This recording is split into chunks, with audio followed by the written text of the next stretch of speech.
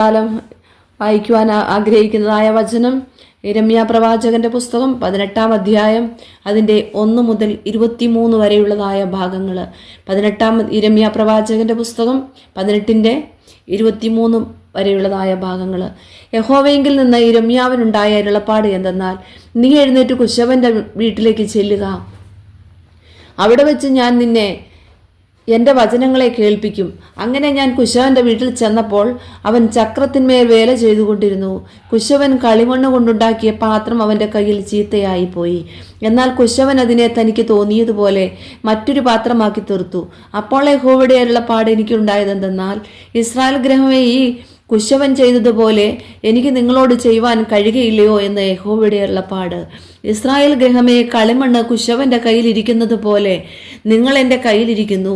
ഞാനൊരു ജാതിയെക്കുറിച്ചോ ഒരു രാജ്യത്തെക്കുറിച്ചോ അതിനെ പറിച്ച് ഇടിച്ച് നശിപ്പിച്ചു കളയുമെന്ന് അരുളി ചെയ്തിട്ട്, ഞാൻ അങ്ങനെ അരുളി ചെയ്ത ജാതി തൻ്റെ ദുഷ്ടത വിട്ട് തിരിയുന്നുവെങ്കിൽ അതിനോട് ചെയ്യുവാൻ നിരൂപിച്ച ദോഷത്തെക്കുറിച്ച് ഞാൻ അനുദപിക്കും.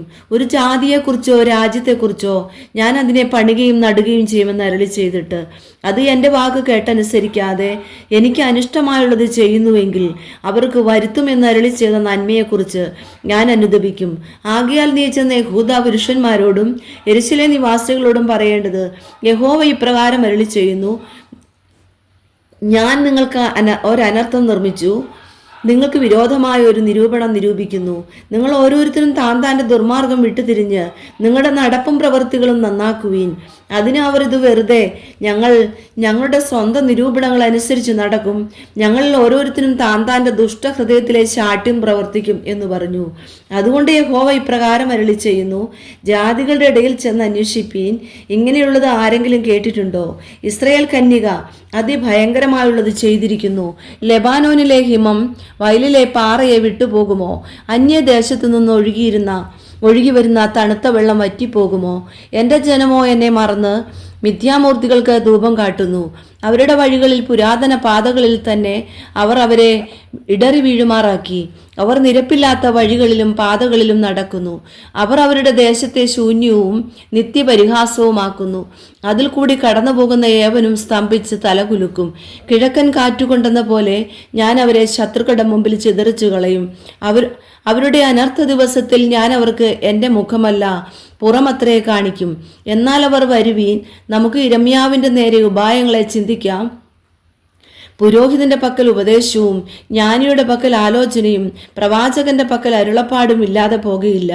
വരുവീൻ, നാം അവനെ നാവുകൊണ്ട് കൊന്നുകളക, അവന്റെ വാക്ക് ഒന്നും നാം ശ്രദ്ധിക്കരുത് എന്ന് പറഞ്ഞു. യഹോവയെ എനിക്ക് ചെവി തന്ന് എൻ്റെ പ്രതിയോഗികളുടെ വാക്ക് കേൾക്കണമേ. നന്മയ്ക്ക് പകരം തിന്മ ചെയ്യാമോ? അവർ എൻ്റെ പ്രാണഹാനിക്കായിട്ട് ഒരു കുഴി കുഴിച്ചിരിക്കുന്നു. നിന്റെ കോപം അവരെ വിട്ടുമാറേണ്ടതിന് ഞാൻ അവർക്ക് വേണ്ടി നന്മ സംസാരിപ്പാൻ തിരുമുമ്പിൽ നിന്നത് ഓർക്കണമേ. അവരുടെ മക്കളെ ക്ഷാമത്തിന് ഏൽപ്പിച്ച് വാളിന് ഇരയാക്കണമേ. അവരുടെ ഭാര്യമാർ മക്കളില്ലാത്തവരും വിധവമാരുമായി തീരട്ടെ. അവരുടെ പുരുഷന്മാർ മരണത്തിന് ഇരയാകട്ടെ. അവരുടെ യൗവനക്കാർ യുദ്ധത്തിൽ വാളിനാൽ പട്ടുപോകട്ടെ. നീ പെട്ടെന്ന് ഒരു പടക്കൂട്ടത്തെ അവരുടെ മേൽ വരുത്തിയിട്ട് അവരുടെ വീടുകളിൽ നിന്ന് നിലവിളി കേൾക്കുമാറാകട്ടെ. അവർ എന്നെ പിടിപ്പാൻ ഒരു കുഴി കുഴിച്ചു, എൻ്റെ കാലിന് കെണി മറച്ചു വെച്ചിരിക്കുന്നുവല്ലോ. യഹോവയെ എൻ്റെ മരണത്തിനായുള്ള അവരുടെ ആലോചനയൊക്കെയും നീ അറിയുന്നു. അവരുടെ അകൃത്യം ക്ഷമിക്കരുതേ, അവരുടെ പാപം നിന്റെ മുമ്പിൽ നിന്ന് മായിച്ചു കളയരുതേ. അവർ തിരുമുമ്പിൽ ഇടറി വീഴട്ടെ. നിന്റെ കോപത്തിൻ്റെ കാലത്തു തന്നെ അവരോട് പ്രവർത്തിക്കണമേ.